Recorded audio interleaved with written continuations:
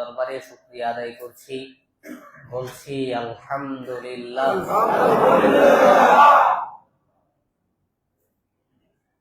আমরা গত জুমায় কুরবানি মূলত কি জিনিস তার কিঞ্চিত ধারণা পেয়েছি, আলোচনা করেছি, শুনেছি। গত জুমার আলোচনা থেকে আমরা জানতে পেরেছি কুরবানি মূলত পশু জবাহ করার নাম নয়, বরঞ্চ কুরবানি হলো নফসের কুরবানি। কিসের কুরবানি? আপনি বড় বড় পশু জবাহ করলেন,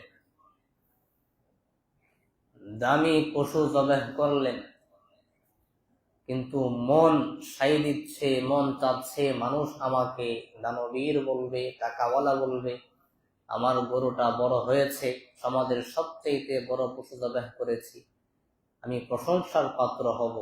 এই কুরবানি আল্লাহ তাআলার কাছে কোনো দাম আছে? কুরবানির অনেক অর্থ। মুজাহাদাকে কুরবানি বলে।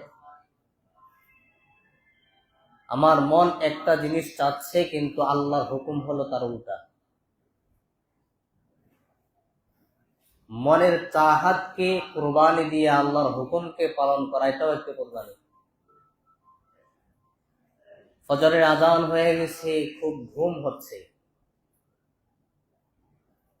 মন চাচ্ছে আর একটু আরাম করি, শুয়ে থাকি, ঘুমাই, কিন্তু আল্লাহর হুকুম হলো মসজিদে এসে নামাজ পড়তে হবে। আপনি আল্লাহর হুকুমকে পালন করতে গিয়া, প্রাধান্য দিতে গিয়া আরামের ঘুমটাকে হারাম করে দিয়ে মসজিদে চলে আসছেন, এটাও কুরবানি। সুবহানাল্লাহ। আপনার কাছে, আপনার সামনে গুনাহ করার জন্য সমস্ত সরঞ্জাম প্রস্তুত, সমস্ত আসবাব প্রস্তুত, পরিবেশ ভালো, আপনি চাইলে গুনাহের কাজটা করতে পারেন, কিন্তু আল্লাহর হুকুম এটা করা যাবে না, আপনি করলেন না, সেটাও কুরবানি। শরীয়ত ইসলামের প্রতিটা হুকুম পালন করতে গিয়া যে সমস্ত বাধা বিপত্তি সামনে আসবে, সমস্ত বাধা বিপত্তি পারি দিয়া আল্লাহর হুকুমকে প্রাধান্য দেওয়া এবং আল্লাহর বিধানকে আল্লাহর জমিনে বাস্তবায়ন করা, সেটাও হলো কুরবানি। আর এই কুরবানির মাধ্যমে আল্লাহ রাব্বুল আলামিন তার বান্দার দারাজাত, মর্যাদাকে আল্লাহ তাআলা বুলন্দ করে দেন। যেমন ইব্রাহিম আলাইহিস সালাতু ওয়াস সালামকে আল্লাহ তাআলা জাতির ইমাম বানাবেন, ওরা মুসলিম জাতির পিতা বানাবেন, যার কারণে তার পরীক্ষাটাও ছিল সবচাইতে বড় এবং কঠিন। আমরা আলোচনা শুনছিলাম হযরত ইব্রাহিম আলাইহিস সালাতু ওয়াস সালামকে আল্লাহ তাআলা কিভাবে পরীক্ষা করেছিলেন এবং তিনি তার জীবনে কিভাবে কুরবানি করেছিলেন। আমরা গত জুমায় আলোচনা শুনেছি হযরত ইব্রাহিম আলাইহিস সালাতু ওয়াস সালামের প্রথম পরীক্ষা ছিল, প্রথম কুরবানি ছিল তার জীবনে। তিনি মূর্তি পূজার পরিবেশে জন্মগ্রহণ করবেন, একজন মুশরিকের ঘরে জন্মগ্রহণ করবেন। তার পরিবেশ, তার সমাজ, তার রাষ্ট্র ব্যবস্থা সবকিছুই থাকবে শিরকের, কিন্তু শিরকের ভিতরে থেকে মুশরিকের ঘরে জন্মগ্রহণ করে শিরকের কোনো কাজ করা যাবে না, আল্লাহর ইবাদত করতে হবে, আল্লাহকে খুঁজে বের করতে হবে। এটা ছিল তার জীবনের প্রথম পরীক্ষা এবং তার প্রথম কুরবানি। তিনি সফলতার সাথে আল্লাহর পরিচয় পেয়েছেন। আলহামদুলিল্লাহ। রাস্তা দেখাবেন কে? বান্দার কাজ হলো চেষ্টা করা, হিম্মত করা, আল্লাহ পথ খুলে দিবেন। ইব্রাহিম আলাইহিস সালাতু ওয়াস সালাম মুশরিকের ঘরে জন্মগ্রহণ করে তিনি শিরকের কোনো কাজ করেন নাই, লাত উজ্জার ইবাদত করেন নাই, মূর্তি পূজা করেন নাই। তিনি আল্লাহকে খুঁজেছিলেন, আল্লাহ তাআলা তার মারিফত দিয়েছেন এবং আল্লাহর পরিচয় তেনাকে দিয়েছেন। সুবহানাল্লাহ। প্রিয় হাজরিন, ইব্রাহিম আলাইহিস সালাতু ওয়াস সালামকে আল্লাহ তাআলা ধাপে ধাপে তিনি পরীক্ষা করেছেন। উদ্দেশ্য হলো আমি ইব্রাহিমকে মুসলিম জাতির পিতা বানাবো, মুসলিম জাতির ইমাম বানাবো, যার কারণে আল্লাহ তাআলা বড় বড় পরীক্ষার সম্মুখীন তেনাকে করেছেন এবং তিনিও সফলতার সাথে উত্তীর্ণ হয়েছেন। হযরত ইব্রাহিম আলাইহিস সালাতু ওয়াস সালাম যখন মুশরিকের ঘরে জন্মগ্রহণ করে মূর্তির কাছে মাথা নত করেন না, তিনি পাল্টা প্রশ্ন করছেন ওনার বাবাকে, বাবা আপনি যে লাতের ইবাদত করছেন, যে মানাতের পূজা করছেন, আপনি নিজ হাতে তাদেরকে তৈরি করছেন, হিসাবে আপনি তাদের প্রভু, আপনি রব হবেন, আপনি সৃষ্টিকর্তা হবেন, কিন্তু আপনি নিজ হাতে মূর্তি বানিয়ে তার পূজা করছেন, হিসাবে গরমিল আছে না নেই? এবং যাদের পূজা করছেন এরা নিজেরা নিজেদেরকে রক্ষা করতে পারে না, নিজেরা নিজেদের ভাগ্য নির্ধারণ করতে পারে না।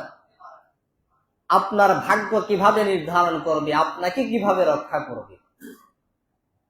হযরত ইব্রাহিম আলাইহিস সালাতু ওয়াস সালামের এই ছোট্ট কালে এই সমস্ত প্রশ্নগুলোই ছিল তার বাবা আজরের চিন্তার চেতনা, চিন্তার বাতি ঘর, যে ইব্রাহিম এই কেমন প্রশ্ন করে।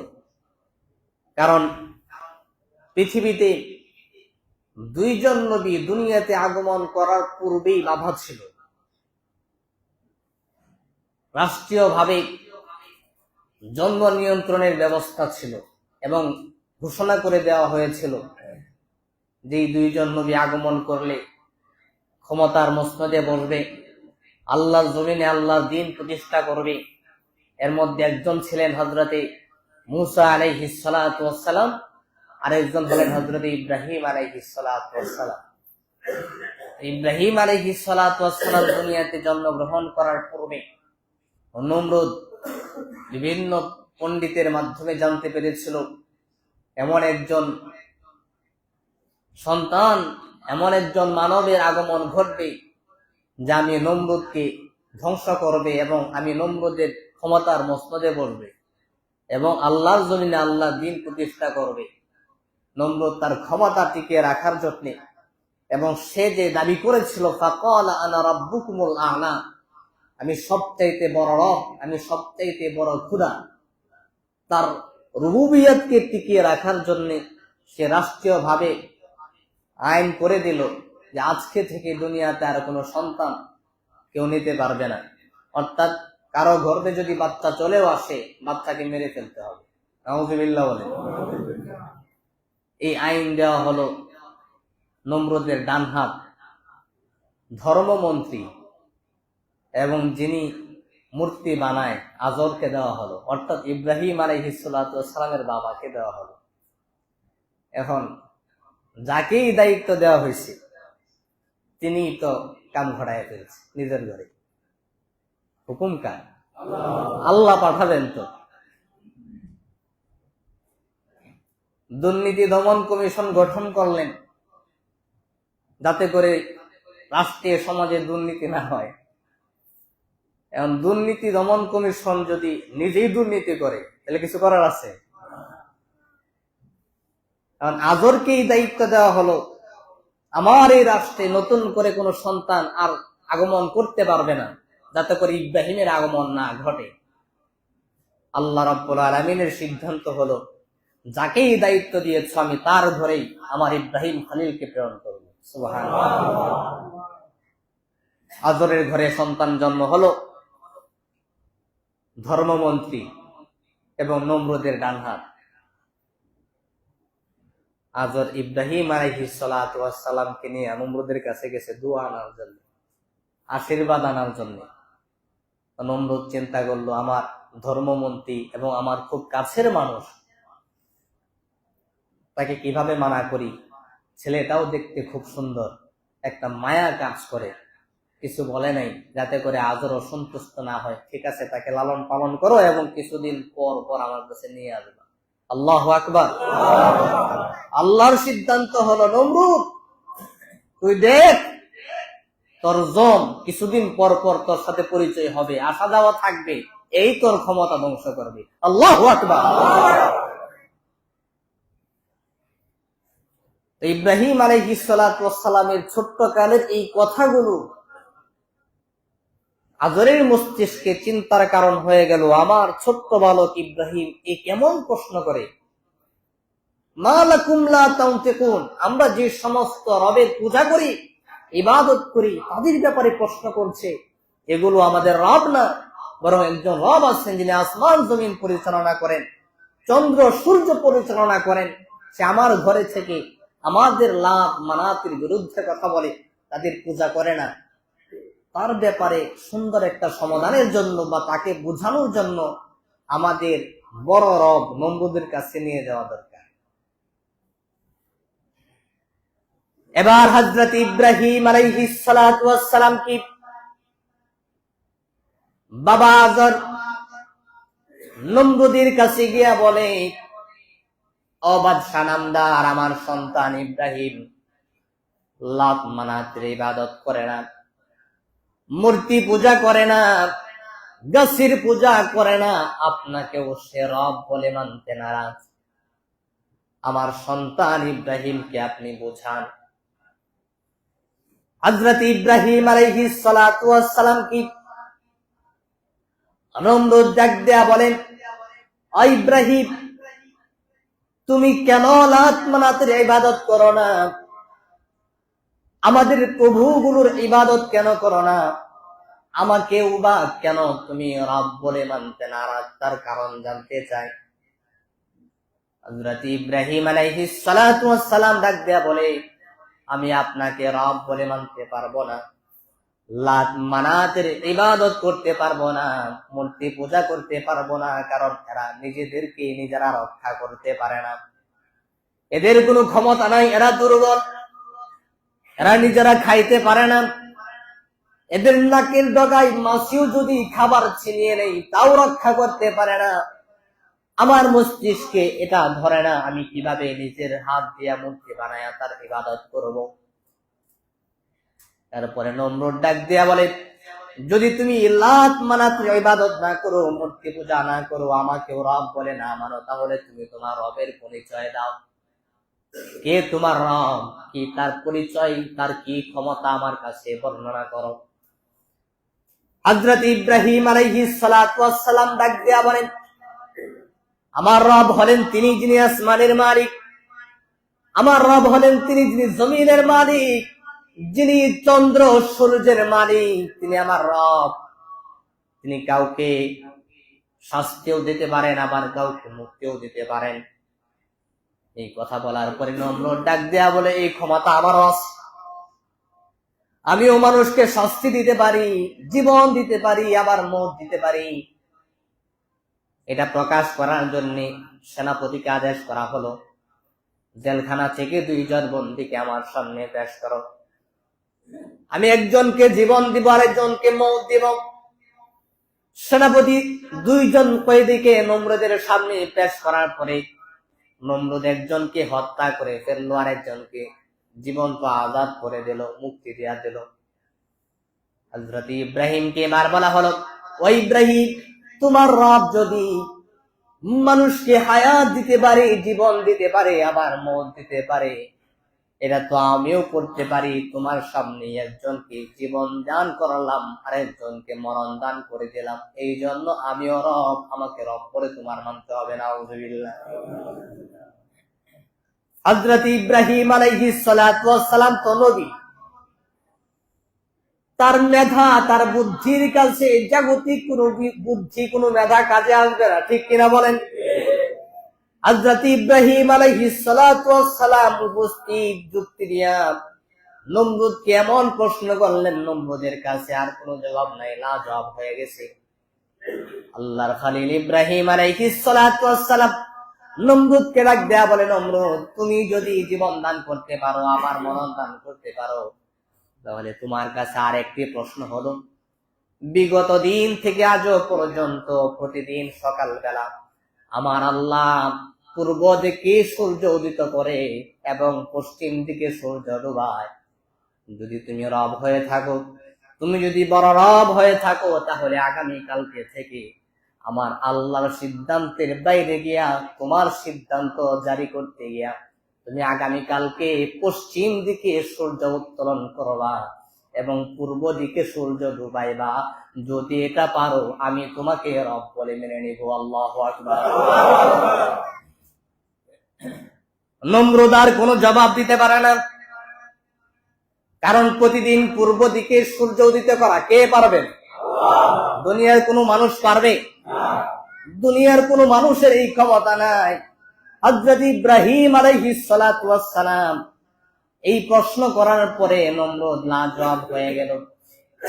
এবার মনে মনে চিন্তা করতে লাগলো যে ইব্রাহিমের জন্ম ঠেকানোর জন্য আমি জন্ম নিয়ন্ত্রণের ব্যবস্থা করে দিলাম, আইন পাস করে দিলাম। সেই ইব্রাহিমই আমার মন্ত্রীর ঘরে জন্মগ্রহণ করলো। আর সেই ইব্রাহিম যে আমার ক্ষমতার মস্তদে বসার জন্য, আমার রুবুবিয়তকে ধ্বংস করে আল্লাহর জমিনে আল্লাহর দ্বীনকে প্রতিষ্ঠা করার জন্য সে আবির্ভাব হয়েছে। তাকে কিভাবে ধ্বংস করা যায় মন্ত্রী সবার মধ্যে বৈঠক ডেকেছে, কিন্তু তাকে ধ্বংস করার জন্য সরাসরি হস্তক্ষেপ করা যাবে না, কারণ আমার মন্ত্রী আজরের ঘরে তার জন্ম হয়েছে। আমার মন্ত্রী আবার অসন্তুষ্ট হয়ে যাবে, কি করা যায়? মন্ত্রী সবার মধ্যে বৈঠক ডাকলো, পরামর্শ করতেছে ইব্রাহিমকে কিভাবে ঠেকানো যায়, ইব্রাহিমকে কিভাবে ধ্বংস করা যায়। এক একজন পরামর্শ দিচ্ছে, কিন্তু আল্লাহর জমিনে আল্লাহর দ্বীন প্রতিষ্ঠা করার জন্য নবীর আগমন করবেন, নবীরা বাতিলকে ধ্বংস করে দিবেন। সিদ্ধান্ত কার? আল্লাহর সিদ্ধান্ত। হযরত ইব্রাহিম আলাইহিস সালাতু ওয়াস সালামকে কিভাবে ঠেকানো যায়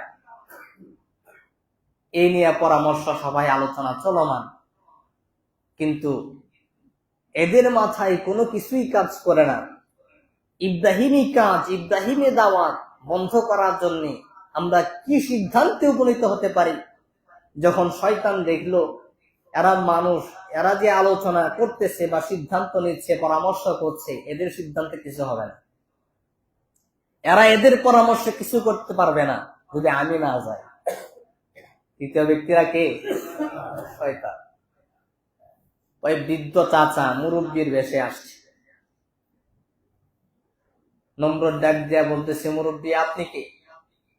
আপনাকে তো আমার রাষ্ট্রে কোনোদিন দেখি নাই। নমরুদ ডাক দেয়া বলে, নমরুদ যখন এই প্রশ্ন করলো, ইবলিস ডাক দেয়া বলে, বাবা তুমি আমাকে চিনবা না, আমি তোমাকে ভালো করেছি। তোমরা যে পরামর্শ করছো, আমি তোমাদের উপর নজরদারি করছি, তোমাদের পরামর্শগুলো শুনছি, যে তোমাদের পরামর্শগুলো আসলে ঠিক না বেঠিক। আমি এটা যাচাই বাছাই করে তোমাদেরকে একটা পরামর্শ দিব। শয়তান শয়তানকে পরামর্শ দিবে, কাকে? এক শয়তানকে পরামর্শ দিবে। কারণ যেই শয়তান পরামর্শ দিবে সে তো শিক্ষিত শয়তান, ঠিক কিনা বলেন? আল্লাহর আসমানি এমন কোন কিতাব বাকি নাই যেটা সে পড়ে নেই। সুবহানাল্লাহ বলবেন না? আল্লাহর এই জমিনে এমন কোন জায়গা বাকি নাই যেখানে শয়তান সিজদা করে না। এত পরিমাণে ইবাদত করছে শয়তান, তার ইবাদতের উপর সন্তুষ্ট হয়ে আল্লাহ তো জানে লাস্টে কি ঘটবে। ফেরেশতাদের দরখাস্ত মঞ্জুর করে আল্লাহ তাআলার আসমানে নিছে, আসমানে গিয়েও এত পরিমাণে ইবাদত করছে, আল্লাহ তাআলা তারে মুআল্লিমুল মালায়েকা বানাই দিছে, অর্থাৎ ফেরেশতাদের শিক্ষক বানাই দিছে। ও তো শিক্ষিত শয়তান, ও তো সবকিছু জানে। এবার নমরুদ বলে, চাচা তাহলে আপনি একটা পরামর্শ দেন যে ইব্রাহিমকে কিভাবে দমানো যায়, ইব্রাহিমকে কিভাবে ধ্বংস করা যায়। এবার দেখেন শয়তান কি পরামর্শ দিচ্ছে, এবং শয়তানের পরামর্শ অনুযায়ী এখনো পর্যন্ত 25 সালে এসেও আমাদের মাঝে এই শয়তানি কাজগুলো আছে না নাই? কিতাব দিলাবে শয়তানের 1 নাম্বার পরামর্শ হলো, নমরুদ, ইব্রাহিমকে যদি তুমি ধ্বংস করতে চাও, তার দাওয়াত যদি তুমি বন্ধ করতে চাও, তাহলে একটা কাজ করতে হবে, সেটা হলো তুমি তোমার রাজ্যের মধ্যে, তোমার রাষ্ট্রের মধ্যে মেলার আয়োজন করো, গান বাজনার ব্যবস্থা করো। কিসের ব্যবস্থা করো? গান বাজনার আয়োজন করবা। সারা দেশ থেকে সুন্দরী সুন্দরী নর্তকী কিনে এনে এদেরকে উলঙ্গ ছেড়ে দিবা। নমরুদ বলে, এর দ্বারা আমার লাভ কি? এটার সাথে ইব্রাহিমের কি সম্পর্ক? বলে, তোমার কাজ হলো এই মেলার আয়োজন করা, নর্তকী এনে গান বাজনার ব্যবস্থা করা। যদি কোনো কারণে ইব্রাহিমের নজরে একবার গান বাজনা পড়ে বা নর্তকীদের উলঙ্গ চেহারা তার নজরে পড়ে যায়, ইব্রাহিম আল্লাহর কাছে দোয়া করলে আল্লাহ দোয়া কবুল করবে। চিন্তা করছেন শয়তানের বুদ্ধি কি? ওর মাধ্যমে আগে গুনাহ করাইতে হবে। ওর নজরে যদি একবার নর্তকী পড়ে, সে যখন আল্লাহ তাআলার কাছে দোয়া করবে, আল্লাহ সাহায্য পাবে না। আল্লাহ যখন তার দোয়া কবুল করবে না, তখন তোমার যা ইচ্ছা তাই করতে পারবে। নাউজুবিল্লাহ বলে। এখান থেকে একটা সবক হলো,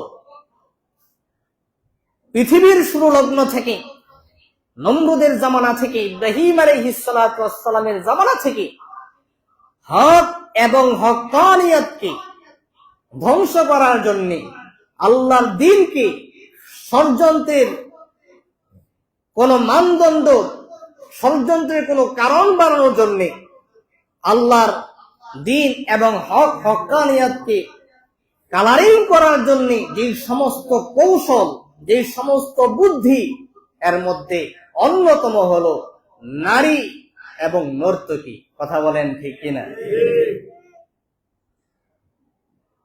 বর্তমান এই সমাজ ব্যবস্থায় একজন ভালো মানুষ তার সারা জীবনের অর্জিত মান, ইজ্জত, সম্মান সবকিছুই নারী চক্রান্তে মুহূর্তের মধ্যে ধ্বংস হয়ে যেতে পারে।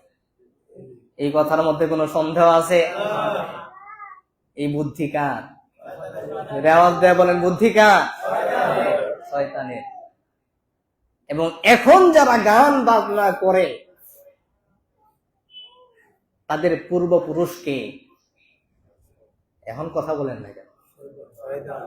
এখন যারা গান বাজনার আয়োজন করে, নর্তকী এনে নাচায়, তাদের পূর্বপুরুষকে, তার বাবার নাম কি?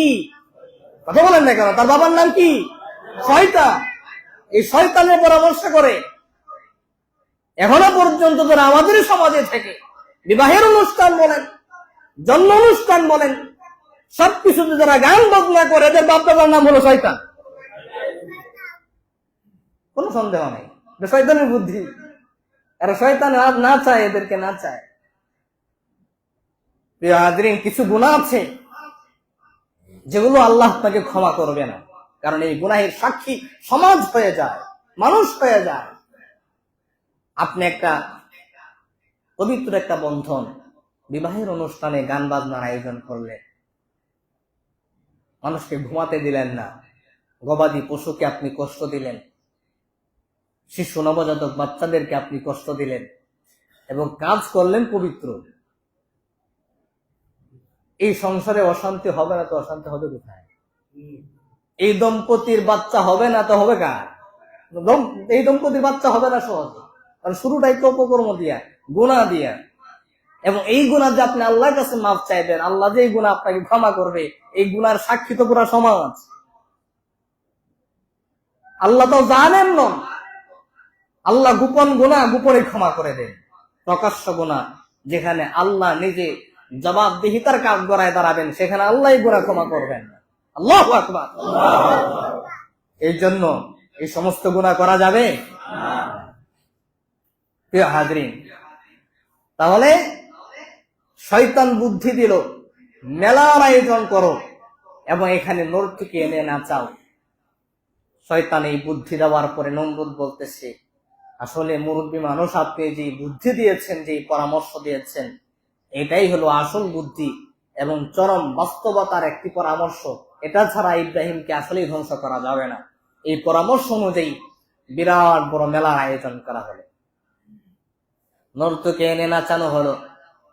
আর ইব্রাহিম আলাইহিস সালাতু ওয়াস সালামের পিছনে তার সমস্ত বন্ধু বান্ধবদেরকে লিলিয়ে দেওয়া হলো, যেভাবেই হোক তাকে দাওয়াত দিয়ে মেলাত আনতে হবে। কিন্তু ইব্রাহিম আলাইহিস সালাতু ওয়াস সালাম সহ সমস্ত নবীরা কার ইশারায় চলেন? মেলার আয়োজন করা হলো। ইব্রাহিম আলাইহিস সালাতু ওয়াস সালাম বাড়িতে, তার বাবা মা আত্মীয় স্বজন সকলেই মেলার পথে রওনা হয়ে গেল। তাকে বলা হলো, ইব্রাহিম চলো মেলার মধ্যে যায়। বন্ধু বান্ধবদেরকে তার পিছনে লেলিয়ে দেওয়া হলো। বন্ধু বান্ধব আসলো, বলল ইব্রাহিম বন্ধু চলো মেলার মধ্যে যায়, অনেক কিছু আমরা দেখতে পারবো, আনন্দ করতে হবে। হযরত ইব্রাহিম আলাইহিস সালাতু ওয়াস সালাম ডাক দিয়া বলে, ফাকালা ইন্নী সাকিম, আমি অসুস্থ, আমি যেতে পারবো না, তোমরা যাও। এখন প্রশ্ন হলো, হযরত ইব্রাহিম আলাইহিস সালাতু ওয়াস সালাম একজন নবী, তিনি সুস্থ মানুষ, তাহলে অসুস্থ যে বললেন এটা তো মিথ্যা কথা। কিন্তু অসুস্থতা দুই প্রকার, এক নাম্বার হলো শারীরিক অসুস্থতা, আরেকটা হলো মানসিক অসুস্থতা। কথা বলেন ঠিক কিনা?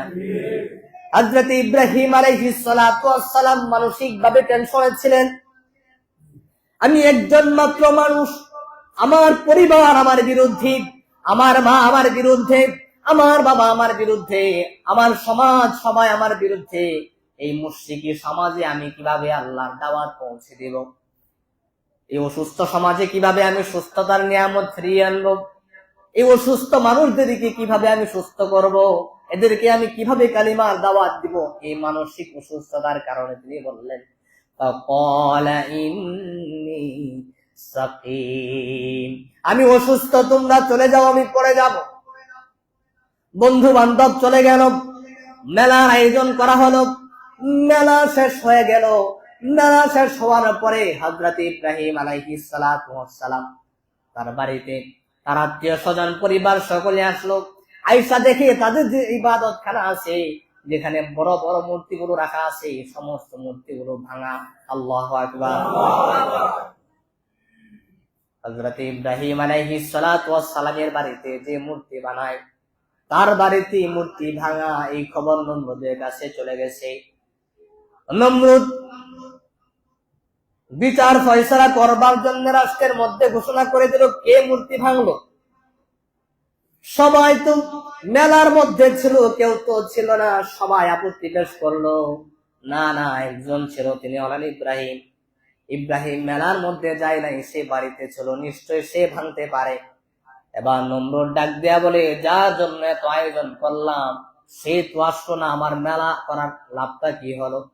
ইব্রাহিমকে আমার কাছে ডাকো। ইব্রাহিমকে প্রশ্ন করা হলো, ইব্রাহিম তোমার নিকট আমি প্রশ্ন করে জানতে চাই, তুমি যে মেলায় গেলা না, তুমি বাড়িতে ছিলা, এই মূর্তিগুলো কে ভাঙছে? হযরত ইব্রাহিম আলাইহিস সালাতু ওয়াস সালাম ডাক দেয়া বলে, মূর্তিগুলোর জিগান কে ভাঙছে? আল্লাহু আকবার। এই ঘটনা আমরা সবাই জানি। হযরত ইব্রাহিম আলাইহিস সালাতু ওয়াস সালাম সমস্ত মূর্তি ভেঙে, মূর্তিদের যে সবচাইতে বড় মূর্তি, এর কাঁধের মধ্যে একটা কোদাল রাখা আছে। ইব্রাহিম আলাইহিস সালাতু ওয়াস সালাম সেই মূর্তির দিকে সম্বোধন করে ডাক দেয়া বলে, ওই যে বড় মূর্তির কাঁধে কোদাল রয়েছে, যেহেতু তার কাঁধে কোদাল, মনে হয় সেই ঝগড়া করছে, সেই বাকিগুলোকে মারছে, ধ্বংস করছে। এই কথা বলার পরে সবাই হাসাহাসি করে ডাক দেয়া বলে, ইব্রাহিম তুমি কি পাগল হয়ে গেছো নাকি? এই মূর্তিগুলো আবার কিভাবে ঝগড়া করতে পারে, কিভাবে মারামারি করতে পারে? এটা তো কোনোভাবেই সম্ভব না। এবার ইব্রাহিম আলাইহিস সালাতু ওয়াস সালাম ডাক দেয়া বলেন, এরা যদি মারামারি করতে না পারে, এরা যদি নিজেদেরকে রক্ষা করতে না পারে, নিজেদের ভাগ্য নির্ধারণ করতে না পারে, নিজেরা নিজেদের হেফাজত করতে না পারে, তাহলে এরা কিভাবে আপনাদেরকে রক্ষা করবে? আল্লাহু আকবার। পুরা রাষ্ট্রের মধ্যে সমস্ত মন্ত্রী সবাই, শত শত লাখ লাখ মানুষ তাদের সামনে এই যুক্তি দাঁড় করায় দিল। তাদের মস্তিষ্কের মধ্যে এই প্রশ্ন ছড়ে দিল, যে মূর্তি নিজেদেরকে রক্ষা করতে পারে না, যে মূর্তি নিজেদের ভাগ্য নির্ধারণ করতে পারে না, এরা কখনোই আমাদের ভাগ্য নির্ধারণ করতে পারবে না। সুতরাং নমরুদকে ডাক দেয়া বলা হলো, এরা আপনাদের রব না, বরং আমাদের রব আল্লাহ। আমি এই মুহূর্তে সকলের সামনে সকলকে এবং আপনি রব দাবিদার নমরুদকেও দাওয়াত দিলাম, আপনিও কালিমা পড়ে মুসলমান হয়ে যান। আল্লাহু আকবার। দাওয়াত দিয়া দিছে। সময় মুক্তাদাই হাল বুঝে স্থান, কাল, পাত্র, যুক্তি সবকিছুর সুন্দর পরিবেশ এবং উপযুক্ত সময়ে রাষ্ট্রের সমস্ত মানুষ উপস্থিত। ইব্রাহিমের বিচার করা হবে। বিচার কেমন বিচার? হ্যাঁ, আমাদের রবকে মারছে, আমাদের মূর্তি ধ্বংস করছে, এর বিচার সবার সামনে করতে হবে। সবার সামনে, মানুষের সামনে হযরত ইব্রাহিম আলাইহিস সালাতু ওয়াস সালামের বিচার করার জন্য ডাকা হলো। আর ওই মুহূর্তে এই যুক্তি দিয়া, এই দলিল দিয়া ইব্রাহিম আলাইহিস সালাতু ওয়াস সালাম নমরুদকে আল্লাহর দাওয়াত দিয়ে দিলেন। ওই পরিবেশে সবাই তো আর অসুস্থ না, নাকি বলেন? সুস্থ মস্তিষ্কের মানুষ তো আছে নাকি? আল্লাহ তো হেদায়েত দিবেন। অনেক মানুষ হযরত ইব্রাহিম আলাইহিস সালাতু ওয়াস সালামের দাওয়াত গ্রহণ করে কালিমা পড়ে মুসলমান হয়ে গেছে। এখনই তো নমরুদের চিন্তা আরো বেড়ে গেছে। যেভাবেই হোক ইব্রাহিমকে এখন ধ্বংস করতেই হবে। কি করা যায়? আমি তো সরাসরি ইব্রাহিমকে মারতে পারবো না। আজরকে ডাকা হলো। ও আজর, তোমাকে দায়িত্ব দিছিলাম জন্ম নিয়ন্ত্রণ করার জন্য। এই আইনে তুমি অনিয়ম করছো, তুমি নিয়ম ভঙ্গ করছো, তোমার ঘরে ইব্রাহিম আসছে, এখন তুমি তোমার নিজের হাতে ইব্রাহিমকে মারো। সিদ্ধান্তরা সহজ না কঠিন? তোমার নিজের হাতে তোমার সন্তানকে তুমি দমন করো, তাকে তোমার মারতে হবে। কিভাবে মারবে? মারার তো উপক্রম আছে না নাই? ওই ঘটনা আমরা সবাই জানি।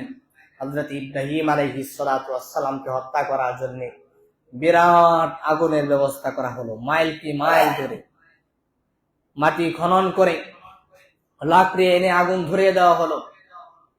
উপরের দিকেও মাইল কি মাইল উপরেও যদি পাখি উড়ে যেত, আগুনের উত্তপ্ততার কারণে, আগুনের তাপের কারণে পাখি পড়ে মারা যেত। এমন বিশাল আকার ধারণ করে আগুন ধরিয়ে দেওয়া হলো। হযরত ইব্রাহিম আলাইহিস সালাতু ওয়াস সালামকে ওখানে নিক্ষেপ করা হবে। আদেশ দেওয়া হলো তার পিতাকে, তুমি তোমার সন্তানকে একটা চরকির মাধ্যমে ওই আগুনের মধ্যে নিক্ষিপ্ত করবা। হযরত ইব্রাহিম আলাইহিস সালাতু ওয়াস সালামকে আগুনের মধ্যে নিক্ষেপ করা হবে। ওই পরীক্ষাটাও সহজ না কঠিন? পররাষ্ট্র ওনার বিরুদ্ধে একজন মাত্র ব্যক্তি যিনি পররাষ্ট্রের সঙ্গে যুদ্ধ করছেন, কুরবানি করছেন, হযরত ইব্রাহিম আলাইহিস সালাতু ওয়াস সালাম আল্লাহ তাআলাকে ডাক দেয়া বলে, আল্লাহ আপনি যদি সন্তুষ্ট থাকেন, আমি ইব্রাহিম সন্তুষ্ট। সুবহানাল্লাহ। এবার ইব্রাহিম আলাইহিস সালাতু ওয়াস সালামকে আগুনের মধ্যে নিক্ষিপ্ত করা হবে। জিবরাইল এসে ডাক দেয়া বলে, ও ইব্রাহিম খলিল, আপনি একটা বার মাত্র আদেশ দেন, আমার নূরের পাখাতে একটু বাতাস করব, আগুন নিভে যাবে। অমুক ফেরেশতা এসে বলে, আপনি আমাকে হুকুম করেন, আমি একটু পানি ঢেলে দিয়ে নিভে যাবে, আগুন আপনার কোনো ক্ষতি করতে পারবে না। হযরত ইব্রাহিম আলাইহিস সালাতু ওয়াস সালাম তখনও পরীক্ষার সম্মুখীন। মানে আল্লাহ এমন ভাবে ইব্রাহিম আলাইহিস সালামকে পরীক্ষা করেছেন, ধাপে ধাপে, পরীক্ষার কোনো শেষ নেই। ইব্রাহিম আলাইহিস সালাতু ওয়াস সালাম কিন্তু চাইলে তিনি জিবরাইলের সাহায্য নিতে পারতেন বা বলতে পারতেন, ঠিক না? আজরাইলের সাহায্য নিতে পারতেন, ইসরাফিলের সাহায্য নিতে পারতেন। কিন্তু আল্লাহ তখনও পরীক্ষা করছেন, আমার ইব্রাহিম আসলে কার উপর ভরসা করে, ফেরেশতার উপরে নাকি আমার উপরে? তিনি তো খালি, তিনি তো মুসলিম জাতির পিতা হবেন, তিনার চিন্তা চেতনা বড় হবে। হযরত ইব্রাহিম আলাইহিস সালাতু ওয়াস সালাম জিবরাইলকে, ইসরাফিলকে, মিকাইলকে ডাক দেয়া বলে, হাসবি আল্লাহ, আল্লাহ আমার জন্য যথেষ্ট। আল্লাহ দেখতেছেন, আল্লাহ যদি সন্তুষ্ট থাকেন আমি সন্তুষ্ট, আল্লাহ আমার জন্য যথেষ্ট। কোন ফেরেশতা, কোন ব্যক্তি, কোন মানবের সাহায্যের আমার দরকার নেই। এই কথা বলে আল্লাহর উপর ভরসা করলেন আর জবান দিয়ে উচ্চারণ করলেন, হাসবুনাল্লাহ ওয়া নি'মাল ওয়াকিল, নি'মাল মাওলা ওয়া নি'মান নাসির। আল্লাহর কাছে এই কথা বললেন, হাসবি আল্লাহ, আল্লাহ আমার জন্য যথেষ্ট। জবান দিয়ে তাসবিহ উচ্চারণ করলেন। এই তাসবিহ উচ্চারণ করাটা আল্লাহ তাআলার কাছে এত পছন্দ হয়ে গেল, এত পছন্দ হয়ে গেল। হযরত ইব্রাহিম আলাইহিস সালাতু ওয়াস সালামকে আগুনের মধ্যে নিক্ষিপ্ত করা হবে। আগুনের মধ্যে নিক্ষিপ্ত করা হলো, সঙ্গে সঙ্গে আল্লাহ রাব্বুল আলামিন আগুনকে ডাক দেয়া বলে, ইয়া নারু কুনি বারদাও ওয়া সালামান আলা ইব্রাহিম। আল্লাহু আকবার। আগুনকে বলা হলো, আগুন, আমার ইব্রাহিমকে তোমার মধ্যে নিক্ষিপ্ত করা হচ্ছে। তুমি এতটা শীতল হবে না যাতে করে আমার ইব্রাহিমের ঠান্ডা লেগে যায়, আবার এতটা গরম হবে না যাতে আমার ইব্রাহিমের কষ্ট হয়ে যায়। শীতাতাপ নিয়ন্ত্রিত পরিবেশ হয়ে যাও, পরিস্থিতি হয়ে যাও। ঠান্ডাও না, গরমও না, এমন এক পরিস্থিতি তুমি তৈরি করো, সাবধান আমার ইব্রাহিমের জন্য কষ্ট না হয়। আল্লাহ রাব্বুল আলামিন হযরত ইব্রাহিম আলাইহিস সালাতু ওয়াস সালাম কি ওই আগুনের মধ্যে নিক্ষিপ্ত করার পরে সঙ্গে সঙ্গে জিব্রাইলকে ডাক দেয়া বলে, জিব্রাইল যাও, আসমান থেকে, জান্নাত থেকে একটা পোশাক নিয়ে যাও। জান্নাতে একটা পোশাক আমার খালিলকে তুমি পরায়া দিবা, এবং জান্নাত থেকে খাবারের আসবাবপত্র, বস্তুগুলো, সামগ্রী নিয়ে যাও। এবং ওই আগুনের মধ্যে সাবধান আমার ইব্রাহিম যেন একা না খায়, বরং তোমরা দুইজনে মিলেমিশে গল্প করবা এবং জান্নাতি খাবার তোমরা আরোহণ করবা। সুবহানাল্লাহ। কারণ এতদিন এখানে থাকবে, আমার খালিলের কষ্ট হইতে পারে। তুমি জিব্রাইল আমার খালিলের সঙ্গী হয়ে যাও, বন্ধু হয়ে যাও, একসাথেই খাইবা, একসাথেই থাকবা। আল্লাহু আকবার। দীর্ঘদিন পরে আগুন নিভে গেল। এখন ইব্রাহিমকে খোঁজার জন্য সেনাপতি সহ নমরুদ নিজে তালাশ করতেছে, ইব্রাহিম আছে কিনা। যাইয়া দেখে এই আগুনের মধ্যখানে সমস্ত লাকড়ি পরে ছারখার হয়ে গেছে, মাঝখানে সুন্দর পোশাক পরিহিত, মনে হচ্ছে এই কয়েকদিন খুব ভালোই ছিল, টেনশন মুক্ত ছিল, ভালো ভালো খাবার খাইছে, ঘুমাইছে, চেহারা উজ্জ্বল।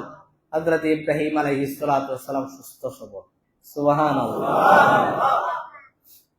এবার নমরুদ ডাক দিয়া বলে, কি ব্যাপার, ইব্রাহিমকে ধ্বংস করতে পারলাম না, এখন আর খেলা ইব্রাহিমের সাথে না, বরং ইব্রাহিম যে রবের কথা বলে, আমি নমরুদ ইব্রাহিমের রবের সঙ্গে যুদ্ধ ঘোষণা করলাম। আওয়াজ দেয়া বলেন নাউজুবিল্লাহ। কার সঙ্গে যুদ্ধ করবে? আল্লাহর সঙ্গে যুদ্ধ করবে। ইব্রাহিম আলাইহিস সালাতু ওয়াস সালাম হাসে আর ডাক দেয়া বলে, তাইলে এবার খেলাটা আমি বৈশা বৈশা দেখতে পারি, কারণ হ্যাঁ যুদ্ধ করবো আল্লাহর সঙ্গে, আমি মাঝখান থেকে দেখবো। আল্লাহু আকবার। ইব্রাহিম আলাইহিস সালাতু ওয়াস সালাম ডাক দেয়া বলে, আচ্ছা বাদশা নামদার, আপনি যেহেতু আল্লাহর সঙ্গে যুদ্ধ করবেন, তাহলে দিন তারিখ নির্ধারণ করেন, কবে, কোথায়, কোন মাঠে যুদ্ধ হবে আমিও জানায়া দেই, আমিও একটু প্রস্তুতি নিই, যেহেতু আমি আল্লাহর পাঠি, আল্লাহর দল, আল্লাহর লোক, সুতরাং আমারও তো একটা প্রস্তুতির ব্যাপার স্যাপার আছে, নাকি বলেন? নমরুদ ডাক দেয়া বলে, অমুক দিন অমুক মাঠে আমার সেনারা সবাই থাকবে, তুমি, তোমার আল্লাহ এবং তোমাদের দল বল সহ আসবা, ওখানে তোমার আল্লাহর সঙ্গে আমার যুদ্ধ হবে। যুদ্ধের দিন তারিখ নির্ধারণ করা হলো। হযরত ইব্রাহিম আলাইহিস সালাতু ওয়াস সালাম আল্লাহ তাআলাকে ডাক দেয়া বলে, আল্লাহ, আমার তো কেউ নাই, আমি যে যুদ্ধের তারিখ নির্ধারণ করলাম, যুদ্ধের ঘোষণা হলো, তোমার সঙ্গে আমার সঙ্গে নমরুদের যুদ্ধ হবে, আমাদের দলের কে? আল্লাহ তাআলা তখন বললেন, ইব্রাহিম, তুমি যে তাসবিহ উচ্চারণ করেছিলা তোমার জবান দিয়া, হাসবি আল্লাহ, আল্লাহ আমার জন্য যথেষ্ট, তোমার কাজ হলো একটা তসবিহ নিয়ে সারাদিন জবান দিয়ে উচ্চারণ করবা, হাসবি আল্লাহ, হাসবি আল্লাহ। আওয়াজ দিয়ে বলেন, হাসবি আল্লাহ, হাসবি আল্লাহ, আল্লাহ আমার জন্য যথেষ্ট, তোমার আর কোনো কাজ নাই, বাকিটা আমি আল্লাহ দেখতেছি। আল্লাহু আকবার। হযরত ইব্রাহিম আলাইহিস সালাতু ওয়াস সালাম আল্লাহর হুকুমে তাসবিহ নিলেন আর জবান দিয়ে উচ্চারণ করলেন কি? আওয়াজ দিয়ে বলেন কি? হাসবি আল্লাহ। মনে থাকবে তো আমলটা? হযরত ইব্রাহিম আলাইহিস সালাতু ওয়াস সালাম আমল শুরু করে দিলেন। যুদ্ধের দিন তারিখ আসলো, কিন্তু আল্লাহর দল তো কেউ আসে না, আল্লাহর সেনাপতি তো নাই। ইব্রাহিম আলাইহিস সালাতু ওয়াস সালাম আল্লাহকে আবার ডাক দেয়া বলে, আল্লাহ, আমাদের দলের লোক, তাদের তো সেনাপতিরা, সেনারা অস্ত্র শস্ত্রে সুসজ্জিত হইয়া যুদ্ধের ময়দানে উপস্থিত। আল্লাহ রাব্বুল আলামিন ইব্রাহিমকে ডাক দিয়া বলে, ইব্রাহিম, তোমাকে যে তাসবিহ দিয়েছি তুমি তোমার জবান দিয়ে উচ্চারণ করো, হাসবি আল্লাহ, এবং যুদ্ধের ময়দানে চলে যাও, আমার দল আসবে। ইব্রাহিম আলাইহিস সালাতু ওয়াস সালাম মনে মনে হাসে। একা একা, কোন সেনা নাই, সদস্য নাই, অস্ত্র নাই, শস্ত্র নাই, যুদ্ধের ময়দানে উপস্থিত সবাই ইব্রাহিমকে দেখে হাসে। নমরুদ ডাক দিয়ে বলে, ইব্রাহিম, কি ব্যাপার, তুমি কোথায়, তোমার সেনাপতি কোথায়, তোমার দলবল কোথায়, তোমার আল্লাহ কই, কার সঙ্গে যুদ্ধ করব? ইব্রাহিম আলাইহিস সালাতু ওয়াস সালাম হাসে আর বলে, হাসবি আল্লাহ, আমার দলবল সেনারা অস্ত্র শস্ত্রে সুসজ্জিত হয়ে আসতেছে, যুদ্ধের সময় ঘনিয়ে আসছে, কিন্তু আল্লাহর দলের সেনাপতিরা আসে না। হযরত ইব্রাহিম আলাইহিস সালাতু ওয়াস সালাম যুদ্ধের ময়দানে আল্লাহকে ডাক দিয়ে বলে, আল্লাহ, কোথায় আপনার সেনাপতিরা, তারা তো আসতেছে না। আল্লাহ রাব্বুল আলামিন ডাক দিয়ে বলে, ইব্রাহিম, তুমি তোমার আমল করতে থাকো আর পিছনে দৃষ্টিপাত করো। আল্লাহু আকবার। তিনি জবান দিয়ে উচ্চারণ করে হাসবি আল্লাহ, জবান দিয়ে তাসবিহ পাঠ করে আর আল্লাহ তাআলার হুকুমে পিছন দিকে তাকায়, দেখে কালো আর কালো। আল্লাহ রাব্বুল আলামিন অনেকগুলো দল বল অর্থাৎ মশা পাঠায় দিলেন। সুবহানাল্লাহ। মশার দল বল নিয়ে আসতেছে, বলে এটাই আমি আল্লাহর দল। হযরত ইব্রাহিম আলাইহিস সালাতু ওয়াস সালাম হাসেন। আল্লাহ রাব্বুল আলামিন মশাগুলোকে আদেশ দিলেন, ও মশারা শোনো, তোমরা প্রতিটা নমরুদের সদস্যকে সানাইতে 2টা করে কামড় দিবা। কয়টা? 2টা করে কামড় দিবে, এরা এখানেই শেষ হয়ে যাবে। সমস্ত সেনার সদস্যদের কি, নমরুদ বাহিনীদের কি মশা আক্রমণ করা শুরু করলো, কামড় দেওয়া শুরু করলো। 2টা করে কামড় দেয়, নমরুদের সেনাপতি শেষ হয়ে যায়, নমরুদের যোদ্ধারা শেষ হয়ে যায়। এই অবস্থা দেখে যখন নাকি ছত্রভঙ্গ হয়ে গেল, নমরুদ নিজেও দৌড়াতে আরম্ভ করলো। আল্লাহু আকবার। নমরুদ নিজেও দৌড়াতে আরম্ভ করলো। নমরুদ যখন দৌড়ায় দৌড়ায় পালায়, আল্লাহ তাআলা কি ইব্রাহিম আলাইহিস সালাতু ওয়াস সালাম ডাক দেয়া বলে, ও আল্লাহ, আসলে পরাজিত পালাচ্ছে, ওর কি ফয়সালা, ওরে কি আমি ধরুম নাকি? আল্লাহ ডাক দেয়া বলে, না, তোমার কাজ কি? উচ্চারণ করেন, তোমার কাজ কি? হাসবি আল্লাহ, তুমি জবান দিয়ে উচ্চারণ করো, আল্লাহ আমার জন্য যথেষ্ট, বাকিটা আমি দেখতেছি। ওই যে মশার বাহিনী, এই মশার বাহিনীর মধ্যে একটা মশা ছিল ল্যাংড়া। কি ছিল? ল্যাংড়া। ও সবার সাথে আইসা কুলাইতে পারে নাই, পিছনেই পয়রা রয়েছে। ও যখন পিছনে বসা দেখে বড়টা দৌড়াইতেছে, অর্থাৎ নমরুদ দৌড়াচ্ছে। মশা আল্লাহকে ডাক দেয়া বলে, আল্লাহ, তুমি তো হুকুম করছো এই যুদ্ধের ময়দানে অংশগ্রহণ করার জন্য, আমি তো ল্যাংড়া, কুলাইয়া যাইতে পারি নাই যুদ্ধের ময়দান পর্যন্ত। এই বড়রা দেখা যায় আমার সামনে দিক দিয়ে আসতেছে, আমি কি এরা ধরুন নাকি? তো তোমার কি মনে হয়? আল্লাহ, আপনি আদেশ দিলে এর আমি ধরুন, এর বিষয়টা আমি দেখতেছি, আপনি আদেশ দেন। আল্লাহ তাআলা ডাক দেয়া বলে, ঠিক আছে, হুকুম করলাম, এর ব্যাপারটা তুমি ফয়সালা করো। এই ল্যাংড়া মশা একবারে প্রস্তুত, নমরুদ দৌড়াবে আর ওর ভিতরে ঢুকবে। আল্লাহু আকবার। ও নমরুদ তো দৌড়ের উপরে আছে, আর ওই ল্যাংড়া মশা ডাইরেক্ট বরাবর এমন ভাবে রয়েছে, নমরুদ আসবে তার নাক বরাবর ঢুকে সে মস্তিষ্কের মধ্যে চলে যাবে। তাই হলো, ল্যাংড়া মশা ডাইরেক্ট নাকের ভিতরে ঢুকে নমরুদের মস্তিষ্কের ভিতরে চলে গেছে। নমরুদ বাড়িতে গিয়ে হাঁপাতে হাঁপাতে যখন বিছানার মধ্যে শয়ন করলো আরাম করার জন্য, আর তখনই মশা মগজের মধ্যে কামড় দেয়। তখন ফয়সালা কি হলো? নমরুদ মাথার মধ্যে থাপ্পড় দেয় আর মশা একটু অবসরে যায়। আবার যখন কামড় দেয় মশা, আবার নমরুদ আবার মাথার মধ্যে থাপ্পড় দেয়। এখন নিজের হাতে নিজের মাথায় থাপড়ানো বেশিক্ষণ ভালো লাগে না, ঠিক কিনা বলেন? কি করা যায়? একজন লোক নিয়োগ দিতে হবে, যা কাজ হলো সে আস্তে করে আমার মাথায় থাপ্পড় দিবে। একজন লোক নিয়োগ করা হলো, চাকরি দেওয়া হলো। কাশি, তুমি আস্তে করে আবার মাথায় থাপ্পড় দিবা, যে থাপ্পড়টা বেশি জোরে হবে না, আঘাত পায়, আবার এত আস্তেও হবে না যাতে করে মশা আবার ওই কামড় দিতেই থাকে। তো বেতন নিয়োগ করে আল্লাহর ফয়সালা হলো, তোকে আমি থাপড়ানি খাওয়াবো, তুই নিজের উপর প্রহার নেওয়ার জন্য লোক নিয়োগ করবি, বেতন দিবি, আমি আল্লাহ তোকে এভাবে শাস্তি দিব। দীর্ঘদিন এভাবে হলো। হঠাৎ করে যে লোককে চাকরি দেওয়া হলো সে একটু বিরক্ত হয়ে গেছে, এই খালি হাতে মাথার মধ্যে থাপড়ানি আর কত ভাল লাগে। ডাক দেয়া বলে, আমি এই চাকরি করব না। কি করতে? বেতন বাড়াইতে হইব আর কিছু সুযোগ সুবিধা দিতে হবে। সুযোগ সুবিধা কি? আমার হাত দিয়ে থাপড়াইতে ভাল লাগে না, এমন একটা জিনিসের ব্যবস্থা করতে হবে যেটা তুলার চাইতে হবে একটু শক্ত, আবার কাঠের চাইতে হবে একটু নরম। কি হবে? তুলার চাইতে শক্ত, কাঠের চাইতে নরম, যেটা দিয়ে বাড়ি দিলে আপনার চাকরিও ঠিক থাকবে, আপনিও তেমন ব্যথা পাবেন না, আবার কাজও আদায় হয়ে যাবে। কি করা যায়? বলে একটা চামড়ার একটা কিছু লাগবে, সরাসরি চামড়া দিয়ে তো হবে না। এক কাজ করা যায়, চামড়ার জুতা, যেটা নরম হবে, শক্ত হবে না, যেটা দিয়ে মাথা ফেটে যেতে পারে, আবার এতটা নরম হবে না আমাদের কাজ হবে না। সুতরাং একটা জুতা দিয়ে আমার আল্লাহর ফয়সালা হলো তোরা জুতার বাড়ি খাওয়াবো। আল্লাহু আকবার। রব দাবি করো, আনা রাব্বুকুমুল্লাহ আলা, তুমি সবচাইতে বড় রব, তুমি নিজেকে রক্ষা করতে পারো না। এভাবে দীর্ঘদিন চললো। একদিন নমরুদ ঘুমাইছে, যাকে চাকরি দেওয়া হয়েছে সে চিন্তা করে এই ফাটার করে ফাটারে খালি বাইরাই, এর কোনো কাজ নেই, আমারও তো ভাল লাগে না। প্রত্যেকটা চাকরিজীবী বলেন তার কাজ যদি একটু কষ্টের হয় বা দায়িত্ব মনে না হয়, সে কিন্তু কাজ করে মজা পাবে না। সারাদিন বৈশা থাকা, একই কাজ বারবার করা, ঘুমাইলেও খাবারানি লাগে, বাইরানি লাগে, কি করা যায়? একবারে ফয়সালা করে দিই। কি করে দেই? একবারে ফয়সালা করে দেই। আগের দিনে গ্রাম অঞ্চলে দেখবেন বাড়িতে দরজা লাগানোর মধ্যে একটা কিন্তু ওই যে মুগর বলে, আমাদের গ্রাম অঞ্চলে কি বলে, দরজা লাগাইতো বড় একটা লাঠি, একবারে চিকন না আবার বড় না, শক্ত, দরজার মধ্যে এইভাবে দিয়ে রাখলে ঘরে আর চোর ঢুকতো না। এরকম একটা মুগর দিয়া নমরুদ ঘুমাইছে, আর একবারে মাথা বরাবর একটা মরছে। যা একবারে শেষ করে দিলাম। নমরুদের মাথা বিখণ্ডিত হয়ে গেল, আর মশা বের হয়ে বলে আসসালামু আলাইকুম, আমার কাজ শেষ। আল্লাহ তাআলা যারা শিরিক করে, আল্লাহর সঙ্গে শরীক করে, এদেরকে দুনিয়াতে এমন ভাবে অপমান অপদস্থ করেন, যেটা নজির নমরুদের মাধ্যমে আল্লাহ তাআলা নজির স্থাপন করেছেন। কথা বলেন ঠিক কিনা? এখনো পর্যন্ত শরীক করবে, নিজেকে রব বলে দাবি করবে, আল্লাহ তাদেরকে অপমান করবে, অপদস্থ করবে। আল্লাহ রাব্বুল আলামিন হযরত ইব্রাহিম আলাইহিস সালাতু ওয়াস সালামকে তখনও বিজয় দান করেছিলেন, তখনও তিনি কুরবানি করেছিলেন। এবার ইব্রাহিম আলাইহিস সালাতু ওয়াস সালাম, আমরা জানি সামনে কুরবানির আলোচনা আসতেছে, হযরত ইব্রাহিম আলাইহিস সালাতু ওয়াস সালামের ঘরে আল্লাহ তাআলা সন্তান দিয়েছেন।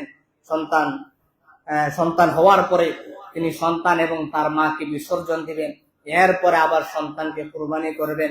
কিন্তু ইব্রাহিম আলাইহিস সালাতু ওয়াস সালামের তখনও পরীক্ষা, সন্তান হয় না।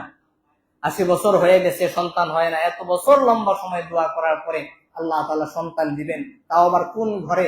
ওনার বিবাহিত স্ত্রী ছিলেন 2 জন। প্রথম স্ত্রী ছিলেন সারা, যার ঘরে সন্তান হয় না। শেষ পর্যন্ত শেষ বয়সে এসে স্ত্রী নিজেই বলে যে আমি আপনাকে আরেকটা বিবাহ করাতে চাই। কি করাতে চাই? বিবাহ করাতে চাই। আর তখনও পর্যন্ত কিন্তু কাবা ঘর নাই। ভালো করে আলোচনা বুঝেন।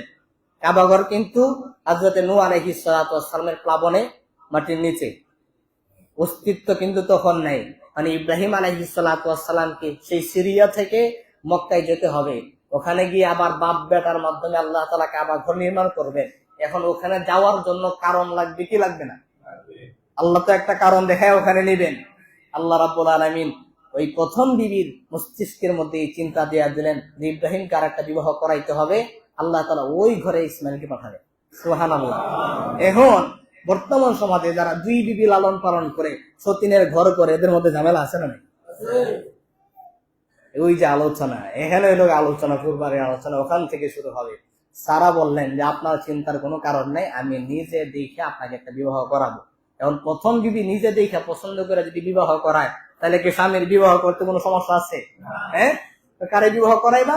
আমার একজন বাঁধি আছে, দাসী আছে, একে আপনি বিবাহ করবেন, তার নাম হলো হাজেরা। সুবহানাল্লাহ। তখন তিনি হাজেরাকে বিবাহ করলেন। এরপরেই সত্যাগত মহিলাদের যে সমস্যাগুলো, অর্থাৎ সতীনের ঘর হইলে, 2 মহিলা একসাথে হইলে, এক স্বামীর সংসার করলে যে ঝামেলাগুলো হয়, এগুলো আগেও ছিল।